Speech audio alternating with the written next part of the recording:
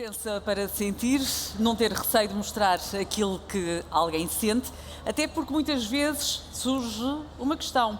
Um piloto, por exemplo, que ainda há pouco falava, que leva tantas vidas ali num avião que está a pilotar, quando tem uma doença, um problema de saúde mental, deve ou não pôr em causa essa fragilidade que tem numa determinada altura, poderá pôr ou não em causa a sua carreira. Esse é o tema que vamos abordar no próximo painel, com Rui Pombal, que também vai moderar este painel. Rui Pombal, olá, viva, boa tarde. Rui Pombal. Olá, Rui, bem-vindo. Rui Pombal, que é Medical Director, diretor médico. Aviation Medicine Center and Travel Clinic. É, do Centro de Medicina Isso é que Aeronáutica. ganhou vários prémios, já ganhou alguns prémios pelo trabalho desempenhado nesta área. Eu peço-lhe, por favor, para se colocar na sua posição, neste caso moderador, mas também, tal como os outros participantes nesta mesa, vai partilhar a sua experiência, até porque vamos ter aqui pilotos que vão mostrar e dizer exatamente, revelar aquilo que sentiram, ao fim e ao cabo, a sua experiência de vida numa determinada altura, num determinado momento e também agora, e por que não? João Costa Ribeiro, ex-assessor médico da ANAC. Olá, viva. Muito boa tarde. Bem-vindos. Vamos ter também Flora Rodrigues, examinadora médica aeronáutica CMA da UCS. Olá, muito boa tarde. Bem-vinda. É um gosto. Faça favor. Rui Correia, coronel médico, é da Força Aérea Portuguesa. Senhor Coronel, bem-vindo. Boa tarde. Temos Edson Oliveira, neurocirurgião, é da Faculdade de Medicina de Lisboa. Olá, como está? Bem-vindo. Pedro Carriço, comandante de helicóptero, Pegasus Aerogroup, está online. Olá, Pedro. Boa tarde. Olá, Pedro, boa tarde. Julgo que me estará a ouvir. Ainda não está a ouvir, mas vai estar daqui a pouco. E vamos ter também aqui a partilha, embora gravada, porque já está exatamente em trabalho, João Brízida, comandante de linha aérea e que vai participar através de um depoimento neste painel. Meus senhores, um bom trabalho para vocês. Fica então a indicação, neste momento, que ainda não está online o Pedro Carriço, mas vai estar. Caso ele não responda logo, é tentar de novo. Ok. Ele vai falar. Muito obrigado. Obrigada. Obrigado. Até já.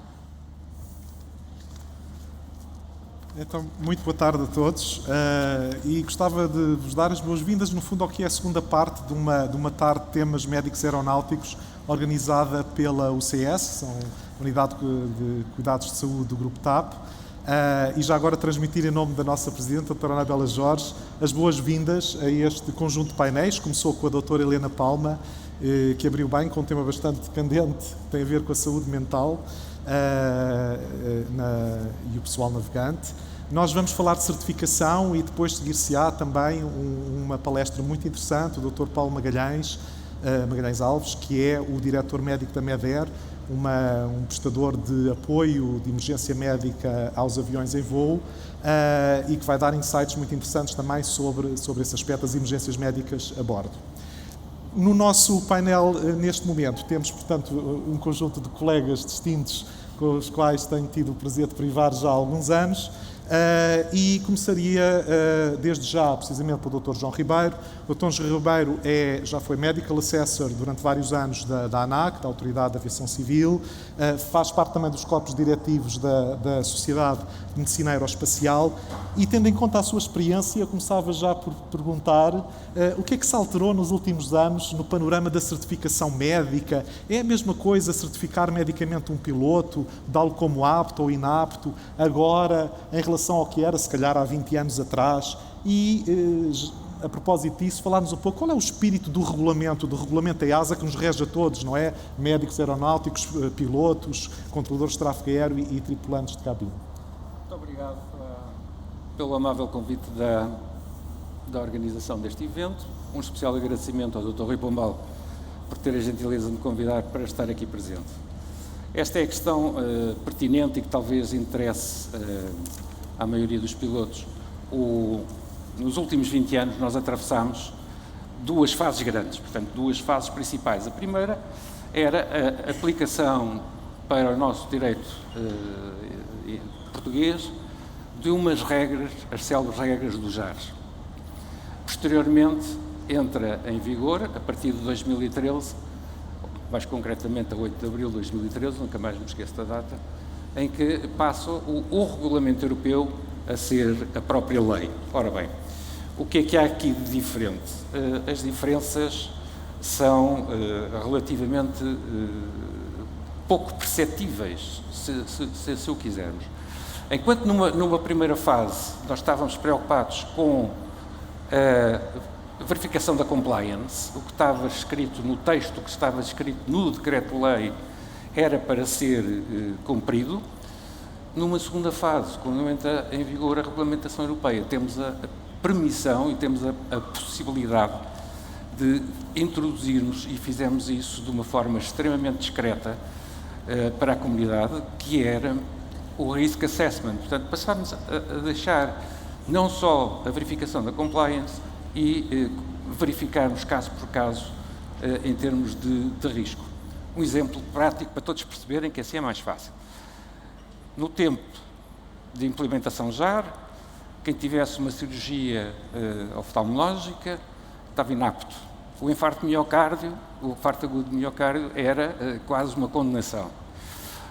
Hoje em dia não é nada disso, portanto, hoje em dia, desde que fizemos esta abordagem a partir do risk assessment, do acesso de risco, cada caso é um caso. Isto é, deixarmos de ver a regulamentação como algo que é impessoal, para todos os efeitos, uma regulamentação, e eu participei na Comissão Europeia nessas discussões, começámos a pensar, não, nós temos pessoas, e essas pessoas têm que ser avaliadas uma por uma. O que isto significa que um infarto agudo de miocárdio, hoje em dia, depende do doente que sofreu o infarto. De facto, em alguns casos pode não ser possível, noutros casos pode. Eu digo-vos que, em números redondos, um estudo feito nos últimos 20 anos, portanto, entre 1999 e 2019, a percentagem de pilotos profissionais, atenção, pilotos profissionais, detentores de uma classe 1 e que, maioritariamente linha aérea, em 20 anos,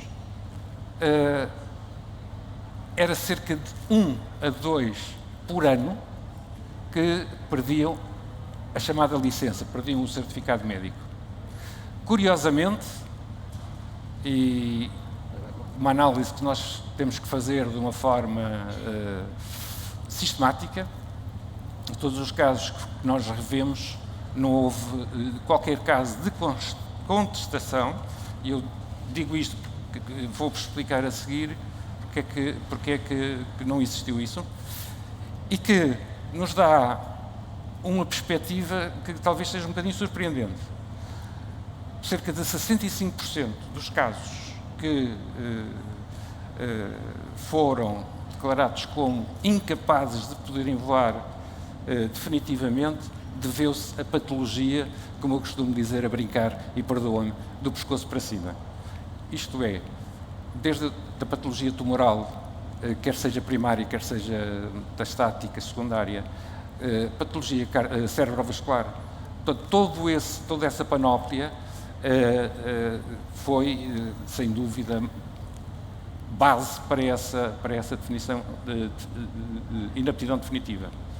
Curiosamente, destes casos todos, e em 20 anos de análise, quem prevalece é a patologia, digamos, psiquiátrica, que depois o meu colega, o Dr. Rui Correia, falará melhor sobre essa matéria. Quero-vos dizer que, hoje em dia, os procedimentos estabelecidos evitam que uma pessoa seja responsável por tomar uma decisão e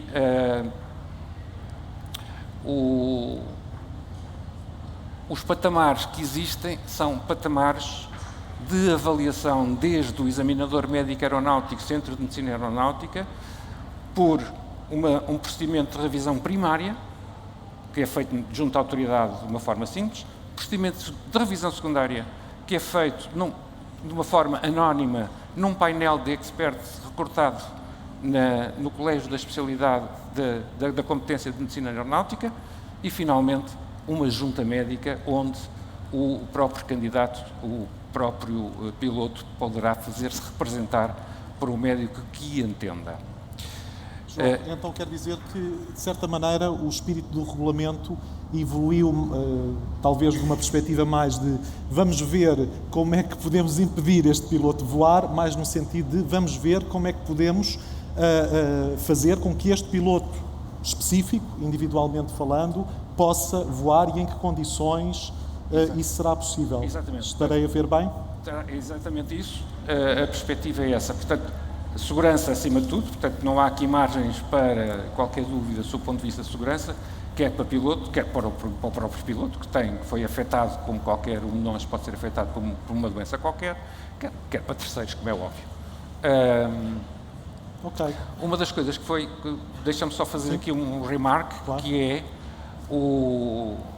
as evoluções tecnológicas normalmente começam na física e a engenharia apanha a boleia e desenvolve projetos e desenvolve outro tipo de avanços. E nós tivemos muito avanço na medicina que permitiu também, hoje em dia, encararmos determinadas doenças de uma forma que não encarávamos há 20 anos atrás. Portanto, a grande evolução está aí e penso que é o suficiente para vermos essa coisa. E se calhar em linha com o que estás a dizer, nós trouxemos um exemplo bastante pertinente, não é? Que tem a ver com a evolução da medicina e como é certificável algo que, se calhar, há uns anos atrás seria impensável. E não sei se posso trazer agora aqui o comandante Pedro Carriço, que é piloto profissional de helicópteros. Ele deixou-nos, de qualquer das formas, um depoimento sob a forma de um breve videoclipe que penso que poderá ser mostrado de seguida e que nos vai relatar a sua experiência precisamente com uma situação que, de certa forma, é uma situação extrema em termos do evento em si e da avaliação de risco e da respectiva certificação médica. Penso que será possível visualizar agora. Muito boa tarde a todos. O meu nome é Pedro Carriço, sou piloto de helicópteros. Em 2013, dezembro de 2013, tive um acidente de helicóptero, do qual resultaram várias fraturas e uma delas amputação transtibial direita, ou seja, uma amputação da perna direita abaixo do joelho. Após o acidente, estive internado cerca de um mês no Hospital Santa Maria. Após terminar esse internamento, tive reabilitação no Hospital de Alcoitão, onde fiz a adaptação à prótese, e cerca de 3-4 meses após o acidente marquei a minha primeira consulta na UCS, que era o local onde eu normalmente fazia a revalidação do certificado médico. Essa consulta foi com o Dr. Rui Pombal. Eu ia preparado para iniciar o que achava eu que iria ser uma batalha praticamente até à minha recertificação, apesar de já ter ideia que era possível, mas entretanto não foi nada disso, foi tudo feito de uma forma muito simples. Fez o que foi necessário, marcaram-se os exames que estavam descritos na legislação. Fui reencaminhado também para o Dr. João Ribeiro na ANAC e basicamente foi entre o Dr. Rui Pombal e o Dr. João Ribeiro, trataram de todo o meu processo, que culminou num voo de proficiência onde o examinador de voo e o Dr. João Ribeiro verificaram a minha capacidade de cumprir com sucesso todas as manobras exigidas. Após isso, obtive a minha certificação, certificado médico classe 1, o qual tenho até hoje, com a limitação de obrigatório uso de prótese. Se não tiver a prótese não posso voar, tal como se usasse óculos, não podia voar sem os óculos. Esse voo foi em julho de 2014, ou seja, 7 meses após o acidente. Entretanto, já passaram mais quase 9 anos até ao momento. Tenho estado a voar sempre sem qualquer limitação, sem interromper a minha atividade, e é esta a minha história relativamente à recertificação aeronáutica. Queria deixar uma palavra de agradecimento ao Dr. o Rui Pombal e ao Dr. João Ribeiro, que foram as peças-chave no meu processo de recertificação e do qual estou grato. Queria desejar também a todos continuação de uma boa conferência e uma muito boa tarde. Muito obrigado. Eu não sei se Bem, eu gostava de agradecer, penso que o Dr. João Ribeiro também, ao Pedro Carriça, as palavras amáveis e o exemplo que nos deu e de experiência também que tivemos do lado médico, como é óbvio. Eu não sei se o Pedro está online neste momento, ele está precisamente com um compromisso profissional inadiável e por isso não pôde estar aqui hoje em pessoa e ficámos com o seu depoimento que muito nos apraz. Eu passava agora a palavra à doutora Flora Rodrigues. A Flora é examinadora médica aeronáutica no Centro de Medicina Aeronáutica da UCS, também já com uma longa experiência de certificação. E o que eu te perguntava, Flora, à luz do que o João falou e do exemplo do Pedro, como é que hoje em dia o examinador médico aeronáutico lida com esta evolução do regulamento? Que instrumentos tem? Como é que isto se põe em prática? Bem, o João disse aqui que as diferenças eram um pouco perceptíveis, mas eu tenho uma opinião um bocadinho diferente. Eu penso que as diferenças são realmente notáveis e eu resumiria em 3 pontos as diferenças principais que eu penso que são as maiores diferenças. Primeiro, a forma como os pilotos se apresentam agora. Eu estou a ver que há aqui pessoas maioritariamente mais antigas, e esses mais antigos muitas vezes referem, quando eu fazia as inspeções no ANAC, e eu penso, inspeções, quer dizer, lembra-me o Sherlock Holmes, não é? Com uma lupa, a observar, a inspecionar o piloto e a dizer assim, você tem aqui um cabelo fora do sítio, se calhar vou ter que o pôr inapto. Agora não é diferente, substancialmente diferente. Agora o piloto vai a um exame de medicina aeronáutica e aí concordo com o João, ou discordo talvez, evoluímos muito, portanto é o segundo ponto, evoluímos muito desde as JARES, que eu já não apanhei, já não são do meu tempo, porque eu sou uma jovem, evoluímos muito desde que foi publicado o primeiro regulamento em 2011 e, sobretudo, a partir talvez de 2014, 2005, quando foram publicadas os AMCs, que são a forma de operacionalizar o regulamento. É a parte que nos diz que se um piloto tem um problema, por exemplo, de miopia, como é que eu o posso certificar? Tem uma miopia de quantas dioptrias? É diferente ter uma miopia de duas dioptrias ou de 5 ou de 6. Portanto, os requisitos são diferentes conforme o grau de atingimento do órgão, não é? Depois, este é o segundo aspecto. O terceiro aspecto tem a ver com o outcome. Eu acho que o outcome mudou completamente desde que eu comecei nisto, em 2014, até há pouco tempo. Em 2014, quando os pilotos estavam na consulta, nós não tínhamos nada, só tínhamos a conversa e o exame objetivo, ou a escutação, aquilo que fazíamos ao piloto. Não tínhamos as análises disponíveis, não tínhamos praticamente nada. Portanto, as análises chegavam, quando muito, no dia seguinte. E às vezes havia alterações que eram significativas para aquele exame. E, portanto, tínhamos que contactar o piloto e dizer, olha, afinal as suas análises têm aqui estas alterações. Depois fazíamos, de acordo com a situação do piloto, fazíamos, por exemplo, a referência para o Dr. João Ribeiro, para o ANAC. Portanto, era uma situação que nós não podíamos, só por nós, dizer está apto, tínhamos que consultar ou referenciar o piloto para o ANAC e, se calhar, na maior parte dos casos, quando eram assim casos mais ilustrativos, nós perguntávamos ao João, não é? Qual era o resultado. Mas na maior parte dos casos, só se o piloto viesse no ano seguinte até nós, é que nós íamos saber o que é que tinha sido o resultado da nossa avaliação.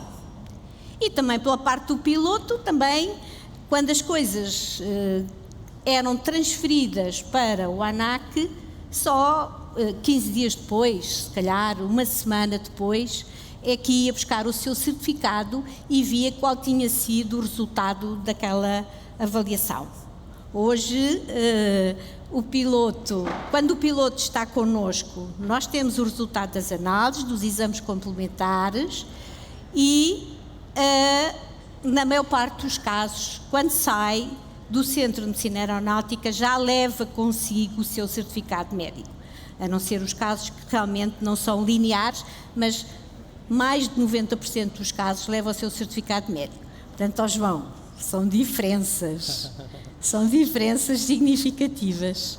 Nesse caso, dos casos que disseste que não são lineares, e com referenciação ou não, penso também que um dos instrumentos importantes é a documentação que o piloto traz, os relatórios médicos, por exemplo, etc. Isso é importante. Sim. E nem sempre há essa noção de... Hoje em dia, muitos dos pilotos que fogem a este correr natural, não é? Aqueles que têm algum problema de saúde, já nos telefonam antes e já nos dizem: doutora, vou ir fazer o meu exame no dia X, o que é que eu tenho que levar? Não é? Os próprios pilotos já sabem que quando vêm a nós e que têm algum problema em curso, têm que trazer um relatório. Às vezes os nossos colegas, os colegas que estão lá fora, que seguem os pilotos lá fora, não gostam muito de passar os relatórios. Mas até aí também tem havido uma evolução muito boa. Eu devo confessar, nós começámos por implementar umas cartinhas, uns pedidos de relatórios que mandamos aos colegas. Sabemos que eles às vezes reclamam muito: lá o seu examinador médico acha que eu agora vou responder a isto e tal, não tenho tempo, sou muito ocupado. Mas a minha experiência diz-me que quando é um caso sério, por exemplo, um caso de uma doença oncológica, os colegas, por exemplo, do IPO fazem relatórios ótimos, sabem exatamente o que é que nós precisamos de saber sobre aquele piloto. Nós não precisamos saber oncologia, não somos especialistas em oncologia, nem em oftalmologia, não somos especialistas nessas áreas, mas há coisas que nós temos que saber para que o nosso trabalho seja bem feito e para que os voos possam ser em segurança. E os colegas de oncologia já lhe tomaram a mão. Os colegas da cardiologia, muitos também já perceberam do que é que nós precisamos. Nós não somos médicos assistentes, somos médicos certificadores e precisamos de ter evidências para poder decidir em segurança, não é? Portanto, é muito importante a documentação e a antecipação das coisas, não é? Para poder depois o processo decorrer de forma mais linear. Se calhar este era o momento exato para apresentarmos mais outro depoimento de um outro piloto, o comandante João Brízida, que é piloto de linha aérea e que teve precisamente 2 episódios na sua vida que ilustram esta importância do acompanhamento, do esclarecimento de dúvidas, de levar os processos para a frente. Foi realmente, tivemos pouca sorte neste aspecto, mas muita sorte pelos depoimentos que vamos apresentar aqui hoje. O comandante João Brízida também teve uma situação inadiável e não pôde estar aqui connosco hoje, mas teve a grande amabilidade também de nos gravar o seu depoimento, que gostaríamos de apresentar de seguida e vamos vê-lo então. Muito boa tarde. Estou aqui para dar o meu testemunho em como consegui ultrapassar alguns problemas de saúde, mesmo sendo piloto comercial de aviação. A única coisa que eu sentia era cansaço e sem mais nenhum tipo de sintomas.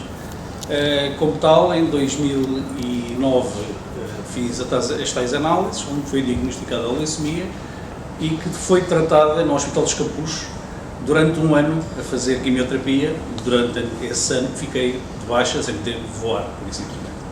No final do ano de 2010 consegui ter alta finalmente e ficar bem de saúde e a partir daí voltar a voar. Isto Digo com isto que não é preciso ser super-homem para ser piloto de aviação, mas que com algum sacrifício e com alguma luta, mesmo com problemas graves de saúde, podemos voltar a ser pilotos e continuar a voar.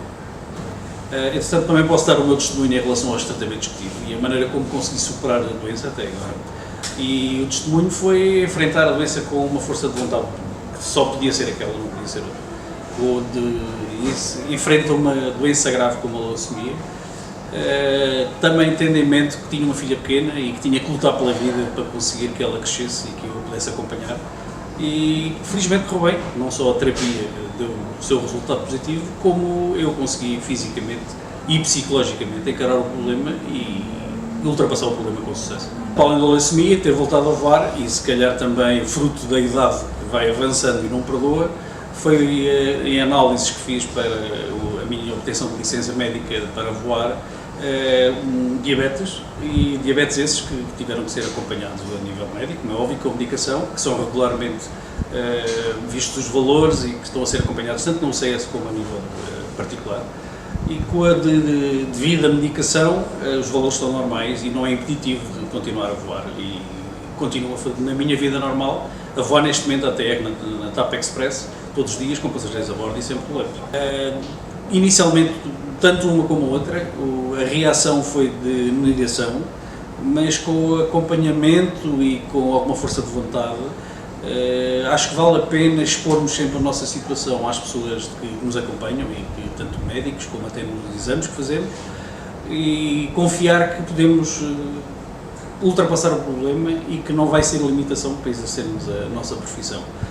Convém sermos o mais honestos possível, não só com os outros, como connosco próprios. Eu acho que esta é a nossa obrigação e é a melhor mensagem que eu posso passar.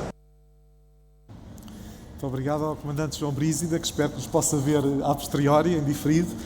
Eu penso que com este depoimento tocámos aqui em algumas áreas que são tipicamente áreas de preocupação, ou melhor, patologias como a diabetes, como a patologia oncológica, como a patologia oftalmológica, a questão das cirurgias aos olhos, etc. Mas outra área também que está sempre a surgir e que é muito importante pelo impacto potencial que pode ter no status de certificação do piloto é a patologia do foro da saúde mental.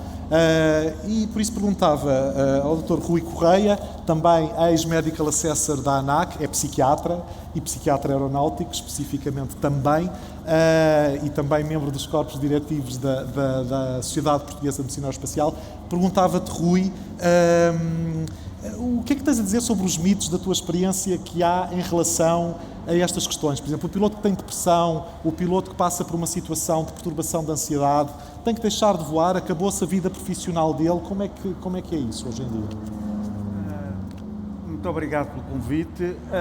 Eu penso que muitas vezes os pilotos, quando recorrem aos médicos e aos médicos aeronáuticos, têm uma certa ambivalência, porque o médico certificador é aquele que pode realmente certificar que o piloto pode voar, mas pode também ser aquele que diz que, por motivo qualquer clínico, que ele não pode voar, e portanto há ali uma ambivalência. O que é que pode ajudar a que o relacionamento entre o médico aeronáutico e o piloto seja o melhor possível? É haver uma base de confiança, como aliás aqui o comandante falou, é haver franqueza, haver honestidade, expor os problemas e haver confiança que do outro lado, e como aqui a Flora também já falou, hoje em dia a filosofia é todos os pilotos, que independentemente das patologias que tenham, possam ser recuperados para voltar a voar. Isso é que é o objetivo final, e não pôr pilotos no solo. É evidente que o objetivo da medicina aeronáutica é que a missão seja cumprida com o máximo de segurança de voo. Ou seja, no caso da aviação civil e da aviação comercial, é cumprir a missão, que é transportar pessoas do ponto A ao ponto B com o máximo de segurança e que a missão possa ser cumprida. Portanto, tudo isto levou a um grande choque com o célebre acidente da Germanwings, em que, com aquele acidente em que houve realmente um acidente que foi intencionalmente provocado, a investigação se o demonstrou, em que realmente os pilotos aparecem não como os zeladores do bem-estar dos passageiros, mas eventualmente possam também ameaçar a segurança e o bem-estar dos passageiros. É evidente que isto foi um caso excepcional, mas que revolucionou muitas coisas e pôs muito o enfoque em perceber se o piloto, para além de, a nível da sua saúde geral, ter todos os critérios para poder estar a voar, perceber o seu estado mental. E posso-lhes dizer que, na maior parte das consultas de psiquiatria, as perturbações de ansiedade e as depressões são cerca de 3/4 de todas as patologias que aparecem. E dos pilotos, mais ou menos, a incidência é semelhante. Portanto, o que nos interessa aqui, especialmente, é perceber se o piloto, a nível emocional, a nível afetivo, está equilibrado e se não sofre de uma patologia a nível afetivo ou uma perturbação de ansiedade caracterizada. Este despiste pode ser feito muito simplesmente com uma pequena conversa com o piloto quando ele se desloca para fazer o seu exame de medicina aeronáutica. Se nós gastarmos 3 ou 4 minutos e fizermos perguntas muito simples e, no fundo, tentarmos perceber como é que corre a vida do piloto, se ele está bem naquela companhia aérea, se sente que está bem integrado, se a sua vida familiar não tem ali fatores de risco mais agudos naquela fase da vida, etc, etc, tudo isso é muito importante. Dito isto, as perturbações de ansiedade ou as depressões são realmente incapacitantes para o voo na fase aguda, em que a sintomatologia é muito intensa e em que realmente pode afetar o desempenho do piloto a nível da tomada de decisão em voo, de tomar boas decisões em voo, a nível de ter bom juízo crítico perante situações que possam surgir e a nível também da coordenação psicomotora e dos tempos de reação, porque uma pessoa, por exemplo, que está deprimida numa fase aguda, os seus tempos de reação estão lentificados, a sua capacidade de tomar decisão está claramente também diminuída e, portanto, uma depressão em fase aguda é claramente incapacitante. Mas estou a pôr muito o enfoque na fase aguda, isto é, uma depressão, se for detectada, se for corretamente diagnosticada e se for corretamente tratada, ao fim de um tempo razoável de tratamento e mediante protocolos que estão já aprovados, essa pessoa, com grande probabilidade, vai ser de novo recertificada e vai poder voltar para aquilo que é realmente a grande motivação da sua vida, que é voar. Porque não há dúvida nenhuma que para ser piloto e também piloto de linha aérea, é muito importante ter uma forte motivação para isso, porque é uma profissão muito exigente, é uma profissão que tem alguns riscos acrescidos ligados ao voo e se a pessoa não tiver uma forte motivação, provavelmente não poderá exercer bem a sua atividade. Esse é um pormenor que devemos estar atentos, por vezes, em pilotos que já estão numa fase mais avançada da sua carreira, em que já atingiram muitos dos objetivos profissionais a que se tinham proposto e que, em alguns casos, não sempre, naturalmente, começa a haver algum decréscimo dessa motivação. Já atingiu determinados patamares profissionais, a sua realização pessoal também está mais ou menos atingida, porque quando há um decréscimo da motivação profissional e outra situação que também pode despolutar problemas, que é quando um piloto já numa fase avançada da carreira tem que começar a voar um tipo de aeronave muito diferente daquilo que estava habituado, porque com a idade, o que se torna realmente mais difícil é adquirir novos conhecimentos. Os conhecimentos que estão sedimentados e adquiridos de trás, esses praticamente mantêm-se sempre. O problema, isso aconteceu na TAP há bastantes anos, quando a frota começou a mudar basicamente dos Boeing para os Airbus, que têm uma maneira de voar, como as pessoas sabem, muito diferente, e alguns pilotos, já na fase final da sua carreira, tiveram muitas dificuldades em fazer essa transição e essa adaptação. Portanto, tudo isto são desafios e que aquilo que nós podemos designar o senso clínico e o cuidado que deve ser posto na avaliação dos pilotos, conversando com eles, gastando algum tempo com isso, pode permitir-nos puxar aquele fiozinho de que ali poderá haver um problema e encaminhar-nos realmente para o diagnóstico e o tratamento adequado. E Rui, usaste aí a palavra desafio. Portanto, são desafios manejáveis, no fundo, é essa a mensagem, manejáveis. É isso que é importante. E esse risco é explicado aos pilotos, que é, se sofrerem de uma perturbação aguda, isso não quer de maneira nenhuma dizer que vão perder o seu certificado e que vão deixar de voar, porque numa percentagem esmagadora dos casos, não tenho os números, mas 80, 90% dos casos são perfeitamente recuperáveis e a pessoa pode prosseguir a sua carreira sem problemas de manhã.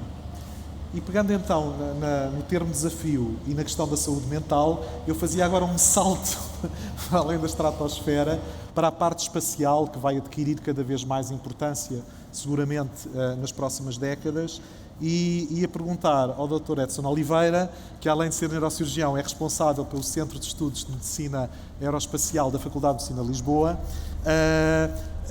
qual é a relevância precisamente da saúde mental também aqui no lado espacial? Eu estou a pensar em, sei lá, isolamento de longa duração, etc, etc, embora obviamente o voo espacial tenha muitas vertentes, que não são necessariamente só viagens da Terra a Marte, não é? Então, o que é que gostarias de dizer sobre este assunto? E talvez ligar isso com o que é que se projeta para o futuro em termos de critérios de avaliação, de certificação, já na vertente mais espacial, que ainda está na sua infância. Não é? Okay. Muito obrigado pelo convite, é um prazer estar aqui. O que é interessante, obviamente, isto são dois temas diferentes e vamos abordá-los de forma diferente. Uma questão é a saúde mental, e a saúde mental é, para as agências espaciais, dos pontos mais fundamentais para o processo de seleção daquilo que nós denominamos os astronautas. Eu há 3 semanas estive no Medical Board da Agência Espacial Europeia, precisamente no processo de seleção dos futuros astronautas europeus, e durante esse processo de seleção, que já decorre há mais de um ano, passaram por 3 estadios em que se avalia a saúde mental dos candidatos, até ao último momento, porque a saúde mental é de longe um dos pontos mais fundamentais no processo de seleção, não só para detectar eventuais questões de distúrbios de personalidade e outras situações que são mais difíceis de detectar num simples teste psicotécnico e em que é preciso uma avaliação psiquiátrica formal, mas também numa questão que é obviamente importante, que é o perfil do candidato. Ou seja, que tipo de astronautas é que nós queremos? Nós não queremos pessoas com excesso de egocentrismo, temos que ter algum espírito de liderança, mas em que o teamwork é fundamental e, portanto, o perfil de inserção de uma pessoa X numa equipa multidisciplinar e, sobretudo, multinacional é fundamental que seja criteriosamente selecionado. E, portanto, a saúde mental é, de longe, das coisas mais importantes durante todo esse processo de seleção.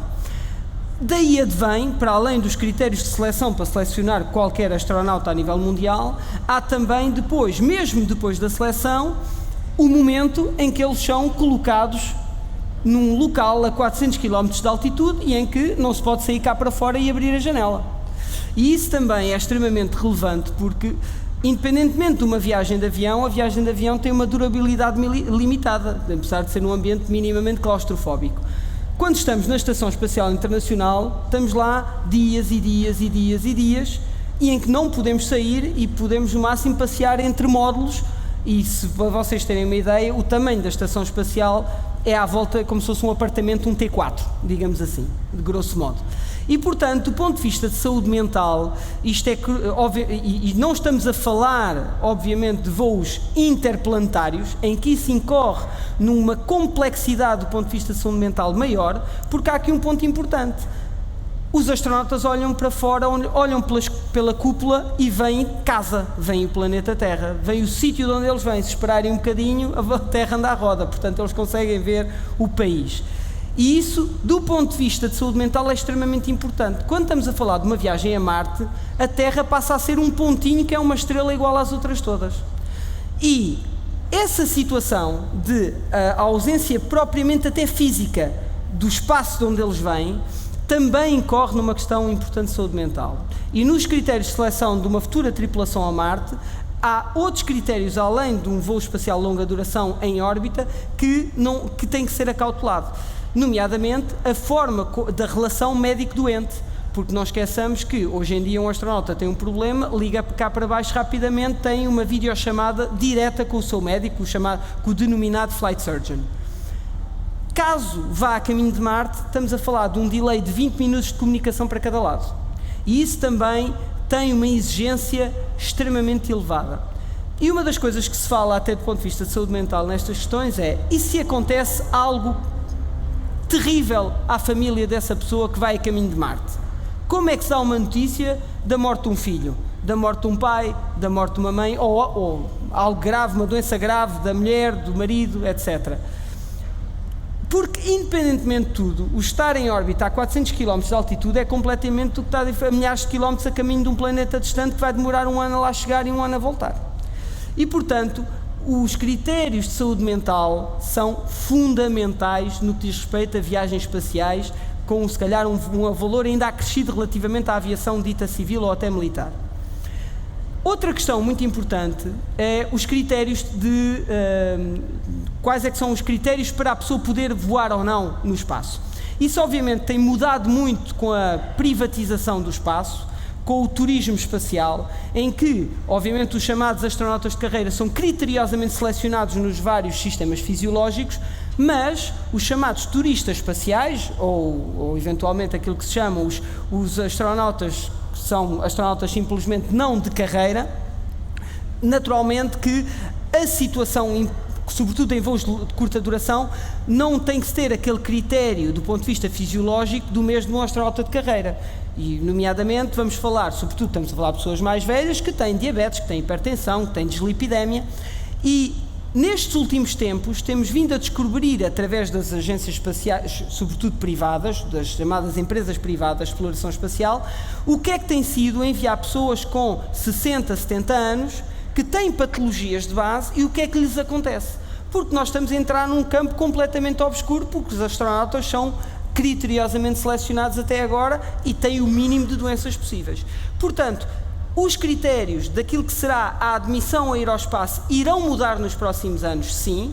Estão a ser estudados as we speak, ou seja, neste preciso momento, e estamos a levar muito com a experiência do que tem vindo a acontecer com os turistas espaciais mais velhos e, portanto, vai ser agora um grande desafio, sobretudo nesta área, do estabelecimento de critérios, porque, obviamente, vamos ter que estabelecer critérios, porque o dinheiro apenas não pode comprar uma passagem quando está em risco não só a vida de uma pessoa e, sobretudo, das missões que estão a decorrer nesse preciso momento, enquanto as pessoas simplesmente, algumas das quais estão só lá a passear, digamos assim.